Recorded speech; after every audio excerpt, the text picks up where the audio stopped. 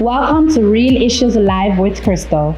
This is where we have authentic conversations about issues that affect us as a society. Join me as I have different guests coming in to share their take on various topics. I too will share my story of hardship and resilience. Please remember to subscribe, like, comment, but most importantly, share with others so they can be encouraged.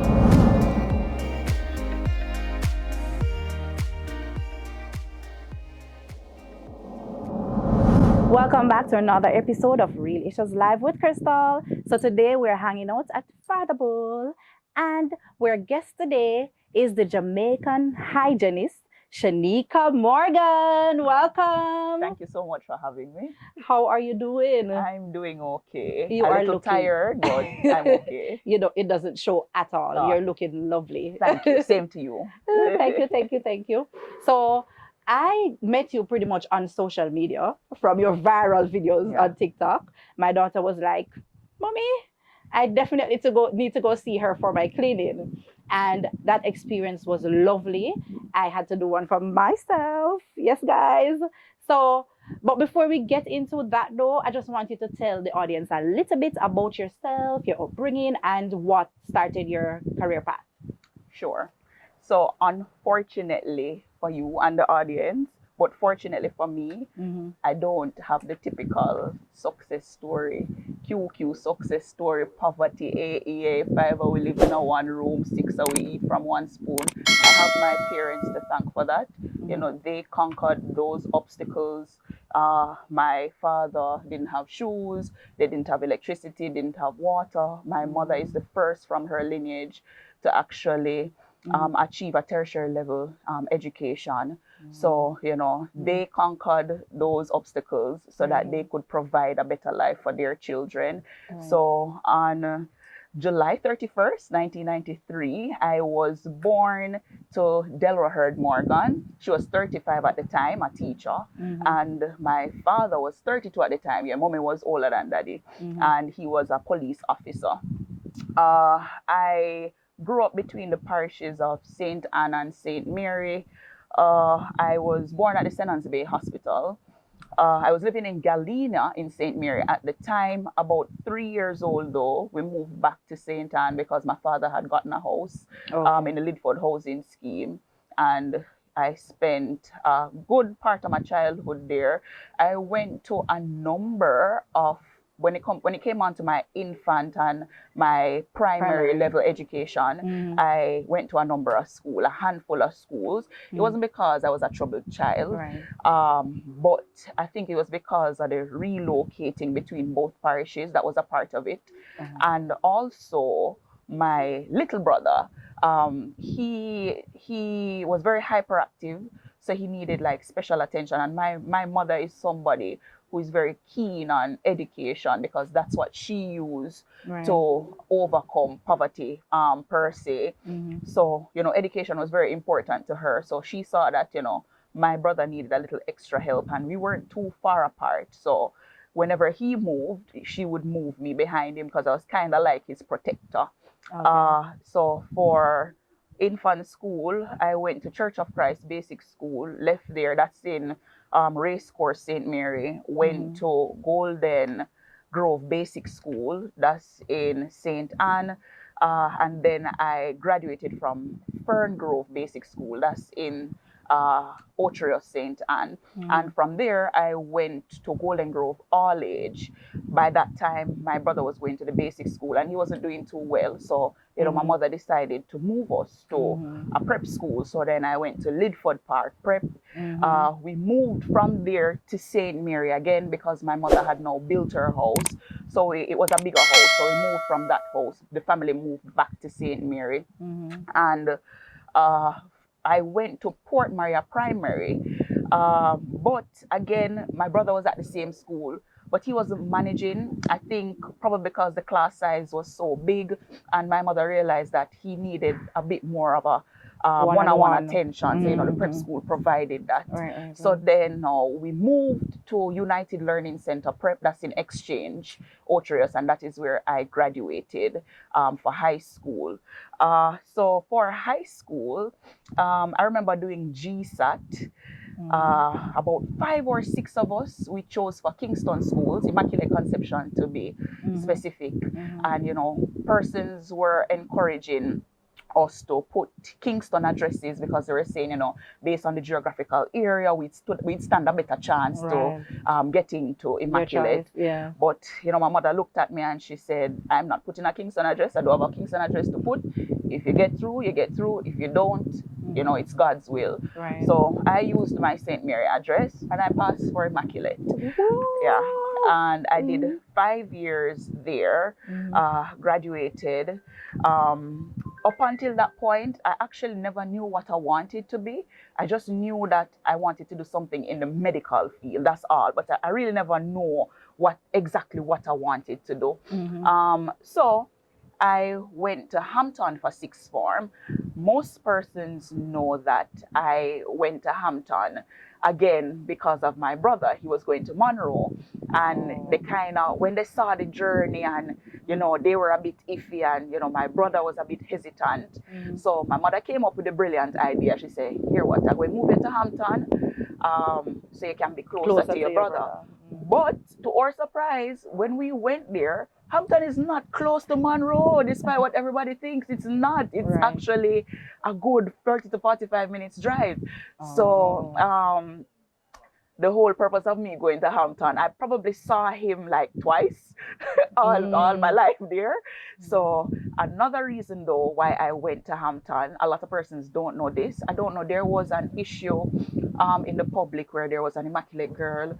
She was not accepted back into sixth form. I don't know if it was a case where she did not get accepted for the subjects that she wanted to do, or she didn't get accepted overall, but they're very strict with their policies.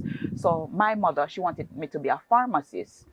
I never really had any issues with becoming a pharmacist, but being a pharmacist, I knew it had a lot to do with chemistry, and chemistry wasn't my strong point. Right. So chemistry, I graduated from Immaculate with 9 subjects. One of them was from outside though, and chemistry was the only 3 from Immaculate. So it showed you the struggle that I had with chemistry. Right. So I knew pharmacy school had a lot to do with chemistry. So I was very hesitant, but my mother she kept, you know, putting the pharmacy. Right. So I wanted to do chemistry in sixth form, you know, just to have it as a backup plan, because I knew I would need chemistry to do pharmacy at UTech. So I asked to do the chemistry at Immaculate. I applied for that, but because I got a 3, I was denied. I could do any other subject, but I couldn't do the chemistry. So that was another reason why I went to Hampton. My mother... So Hampton accepted you? Yes, Miss Murray accepted me. Mrs. Heather Murray, such a wonderful lady. She didn't know me, and she accepted me with open arms. And I'm forever grateful for that. So, Thank you know, you, I was accepted to do chemistry at Hampton. I went to sixth form there, but really I never really liked school. I stopped liking school, maybe high school. I can say that I think I was the ideal child. I never give trouble. I probably got beaten twice while growing up, and I think my brother was one of those reasons why I did get those beaten. So I was well behaved. Intellectually, I was very much capable, and I did well in school. So I was what you would call the ideal child. Right. But I think sometime throughout high school, I stopped liking school. I just wanted to work. But growing with my mother, you had to get a tertiary level education. Right. So while at Hampton, I don't know where I learned of the information, but I found out that UTech had a program where, you know, they were on board with some Canadians. They were offering doctor of medical dentistry, dental hygiene, and dental nursing therapy. So I signed up for the dental nursing therapy program. And what drew me to it, of course, I get to go to Canada. That was one plus. Right. And it was an accelerated program. So the hygienist program was 2 years, but you had to do it in order to matriculate to the dental nursing therapy, which is what I had applied for. and both were bachelors. So I did 1 year of sixth form. I did not do the 2 years of sixth form, and then I started at UTech. Now, when I finished UTech, it was abrupt because I did not get to matriculate into the dental nursing therapy program. There was a reason for that. So I took student loan. By that time, I think somewhere along the line, my father, he had lost his job. So, you know, most of the financial strain was now on my mother. And I had caught up to my sister in university as well. My brother was going to boarding school. And I kind of knew a little about little issues she was having. For example, when I was going to Immaculate, remember, I was living in St. Mary. So I was boarding in Kingston at a Methodist facility. And I remember, you know, they wanted to take her to court because she had owed a lot of money. And, you know, going to Hampton, she had to find the boarding fee. Mom? Yes, for my brother and I. And it was a lot. And then now my sister and I, we were both going to university. So I ended up having to take student loan for that. So, you know, in taking student loan for the bachelor's, I had to do the dental hygiene first. I was the second batch to start the dental hygiene, so it was a fresh program. So we were pretty much guinea pigs. Finished it, and I was waiting to matriculate into the dental nursing therapy. There was some hold up in the just to be brief, you know, it ended up changing to a master's program. They changed it from a bachelor's program. So because they had changed it from the bachelor's to the master's, I could no longer get student loan to do the dental nursing therapy. So I had to just leave with the dental hygiene. So it's not really what I signed up for. But, you know, I didn't have the money to fund it on my own further. My parents didn't have the money.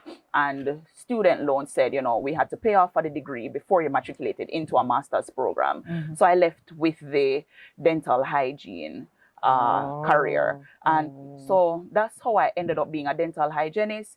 It was a matriculated program. I would finish school quick and I would go to Canada. And that's the honest truth. There was no, when from I was a little girl, I wanted to. No, that's not the story. That's the story. I saw my parents struggling and I wanted to be a part of the solution because I felt like I was a part of the problem.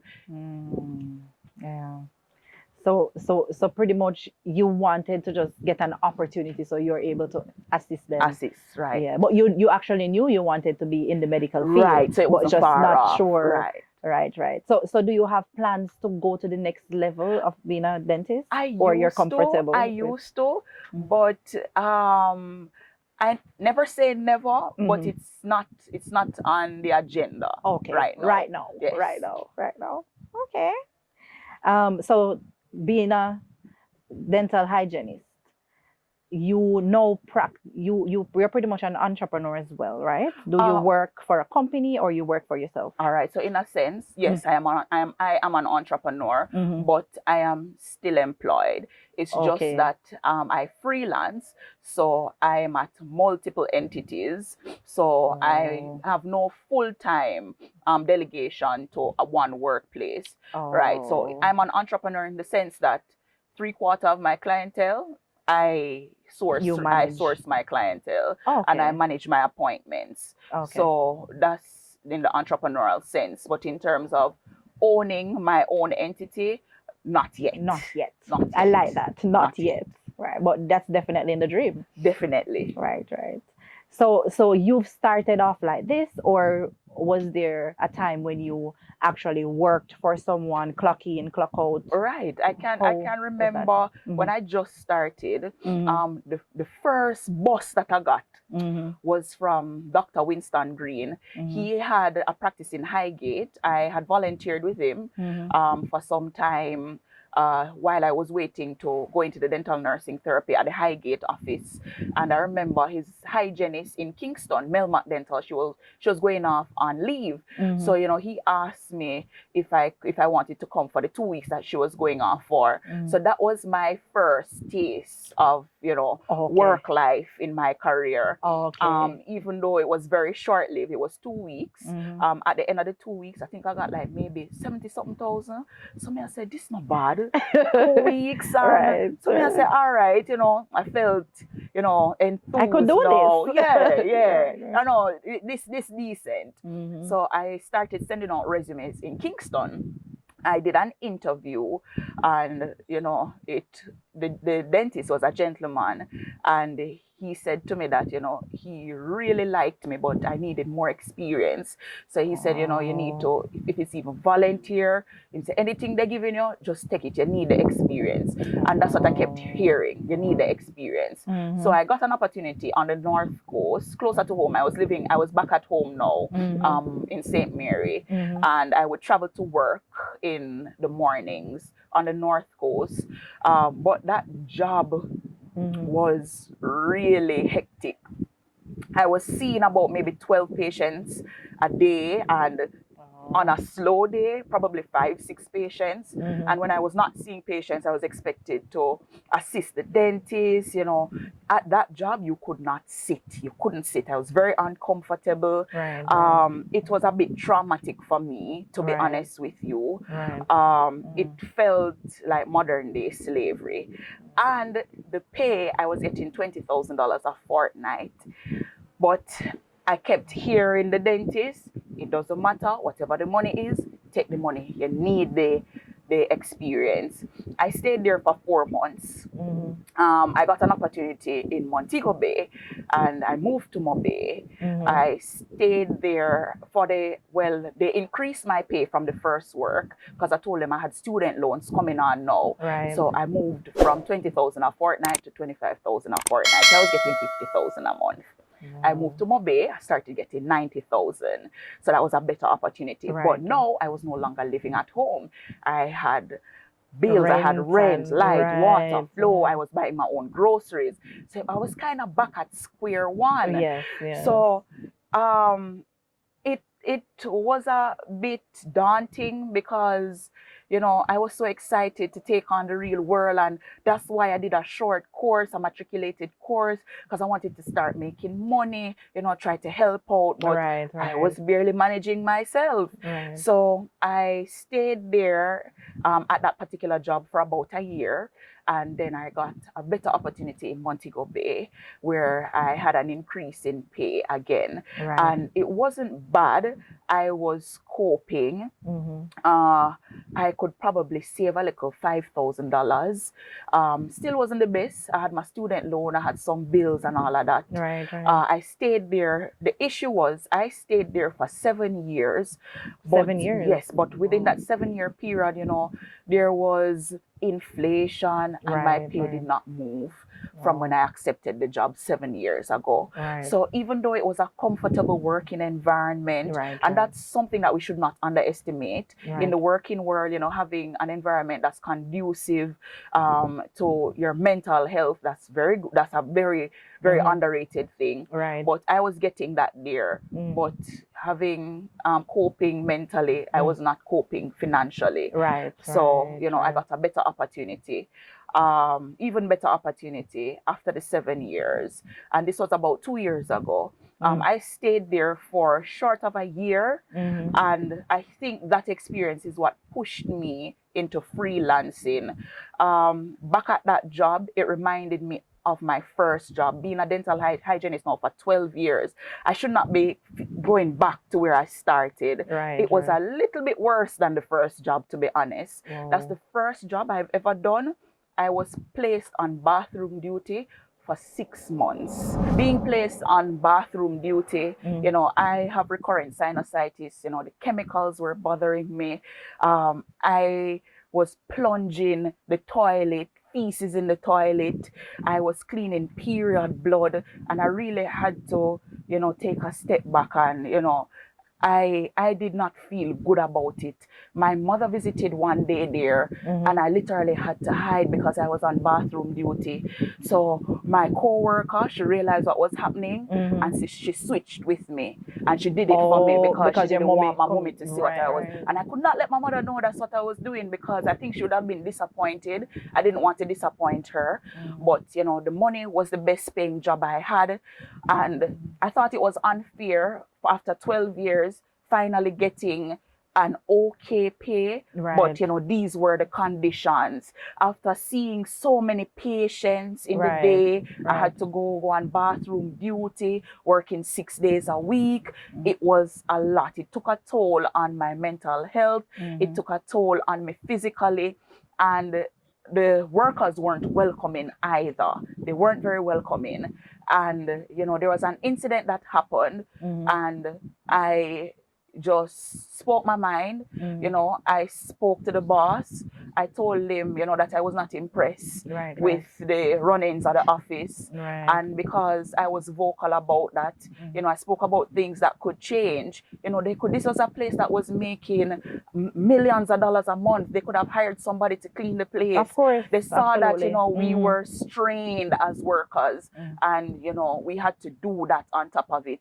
So I was just very drained, and there was an incident, and, you know, I was dismissed prematurely. I did not agree based on what they said they dismissed me for, but I had no fight left. I didn't want to fight anymore. Right. So I just left. And, you know, being in that dark place, it was honestly God. I did it with so much grace. The transition was so smooth, and I cannot tell you how it was that smooth. I think it was just my timing, and God held my hand, and He really led me through that period. And that's when I turned to social media. Wow. And you see, you didn't even have to leave, you know. They dismissed you. God did that, by the way. I was planning to, but yeah. You didn't God have to shut do the it. door. God It was shut the too door much. It was and too opened much. an even bigger one for you right now, where you're freelancing. Social media is doing it for you. And you know, as you said, even though the financial part was there, mentally it was draining you.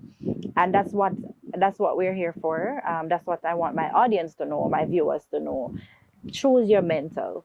You definitely would choose that over the financial. Yeah, I choose did. your peace, and then the financial will come after. Once you have the passion, definitely that will come after, which is in the case.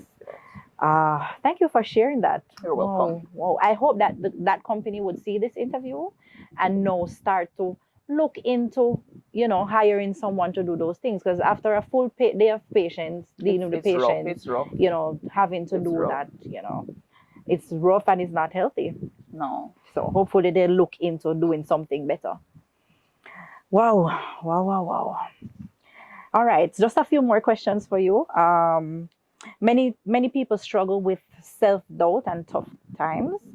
Have you ever, well, I was going to ask if you've ever faced that, but pretty much this would be one of the toughest moments, you think? And what you did to overcome. All right, so something that I did that I stuck to.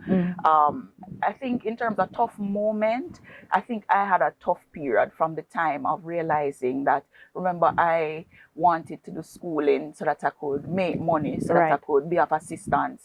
But I felt like it was a trap, it was a scam, because that wasn't it. When I went into the real world, when I realized that a 9-to-5 was not cutting it, a 9-to-5 would not get me a basic life, that was an eye-opener for me. So I went through a tough period, and something that got me through, God, inspirational words, you know, whether through listening to other persons, affirmations, songs like you know, J. Cole. I used to listen to J. Cole a lot. He's a firm believer in there being beauty in the struggle, you know, ugliness in the success. And because I listened to those type of songs, I had a different mindset. I became very grateful, even though I was struggling. Even though I was struggling, your mindset is a very important thing. So, you know, having a positive mindset, listening to inspirational songs. And I remember Yannick Curvy Diva, she was one of those persons. My 20s, to me, it was rough. And I can remember Yannick Curvy Diva saying, you know, her 30s was like her 20s, but with money. And I held on to that for dear life. It's coming. I say, the struggle going, I have to go through the struggle, but the 30s is coming. The 30s is going to be better. That's what I held on to. And literally that kept me going. And she don't even know me from anywhere, but you know, her just saying that, I held on to that. Wow. Big up Yannick Curvy Diva. And I listen to her too. She people may not think she's an inspirational person, but she definitely is. Definitely. And before we're gonna go into the actual tips now. Okay. Dental hygienist. But finally, for those who may want to pursue this career but they don't have the capital, how do you? Well, what advice would you? Firstly, I must say, any capital to start a career in the dental field, it should be schooling. And I say that with a lot of seriousness. It's a very serious thing in our society where you have a lot of unlicensed persons that are doing dental work, and I think it will have long-term implications on our nation as a whole. You know, I'm seeing veneer techs, and I'm seeing where they're doing veneers over cavities, interproximal cavities. Those are cavities that are hard to pick up on, but you know, if you have a dental eye, you'll see it, and that will cause a lot of issue in the long run. The whole braces, fad. So the first thing you should invest in is school. So any capital you come by, go to school, get a formal education, be a part of the solution, don't be a part of the problem. So that's the first thing. I took student loan. I noticed a lot of my colleagues now that I'm working, you know, they went to they sought a job first and then they paid for their schooling bit by bit. That's another option. You have grants that you can get. You go to your MP. If you have parents who, for example, my father was a police officer. I think I got a grant from the Police Federation, you know. So try to see those kind of ways. But any capital you get schooling first, get license, and then you pursue your dental career. It's not something you just jump up and start seeing patients. Another big issue with that is infection control. The regular layman, he may think that, you know, bleaching off his instruments and going on into someone else's oral cavity, that's good enough. It's not. You have sterilization processes. There's an autoclave that uses heat and pressure. The regular lay person doesn't know that you're spreading infections and diseases. Get a formal education. You may be good at the skill, great, but you need to get a formal education so you can know the science behind what you're doing, the whys behind what you're doing. Yes, and as you said that, don't we have some kind of governance in the field? Why are they allowed to practice? That's a question that is bigger than I am. I went to a dental convention in 2024, and I heard, you know, talks about clamping down on those type of persons. But I guess it's something that is being discussed, and it's people look at it like, you know, we want to hold down the ghetto youths, and it's a hold down mentality. But it goes beyond that. We're talking about people's health right now. People's health, people's spreading of diseases and infection. This is we're looking at it from a nation-wide point of view. All right. So as you spoke about, you know, the veneers and the braces. So is it that those are unhealthy? What? No. How would you? Veneers are actual alternatives. For example, for some persons, they may have enamel deficits. Probably they have some enamel developmental issues. Sometimes a whitening is not for everybody, and in that case, a whitening cannot get you that Hollywood white that some people desire, which to me it's unrealistic. And I like things when things look natural, but you know, that's what some persons want. So, you know, when a dentist, you know, discusses with their patient, you know, what they want, sometimes veneers, you know, would be the best route for them. Braces have a lot of benefits, but you know, when these things are done properly, there's a process. You go through the examination, so you know, there's a process to install these things. It's not a one size fit all for everybody, and because, you know, these persons who are unlicensed, they don't have the background knowledge, they treat it as a one size fit all. So it has to be tailored definitely to the person's needs. Definitely. Right. All right. Just a few more questions for you. I want you to tell the audience how important is dental health, and just give us a few tips to improve on that. Sure. So dental health, I think, is very much neglected in our country. It's super important. We can start through, let's go through the lifespans, for example. A mother who is pregnant, I recently published an article in the Observer about, gingivitis and the increased presence of gingivitis during pregnancy, and, the implications it may have on the mother and her child. So, from being in the womb, good oral health care is pertinent. Ensuring that you get your cleanings done. A woman who is pregnant, she is more prone to gingivitis, and if a woman has advanced gingivitis, it is linked to having a miscarriage, so it gets that serious. When a child is born here in Jamaica, too many times I see our children suffering from baby bottle caries. It's advised that you take your child once the first tooth is up to visit the dentist for an exam to make sure everything is okay. Your child should have their full set of teeth at the age of maybe like 2.5, 3 years old. They should start their cleanings. If you're going to the dentist, from that child had the first tooth, you would have learned useful information. A part of the issue is, the continuous breastfeeding throughout the night, not breaking the child to drink water.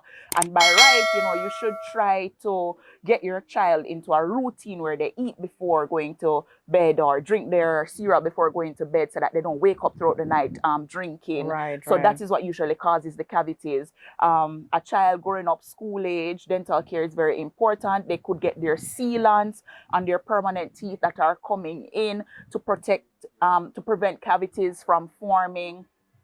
And good oral health care as people, as adults, it prevents cardiovascular illnesses. So the body is interconnected, and the mouth is the opening. So, having good oral health care throughout the lifespan, that is very important.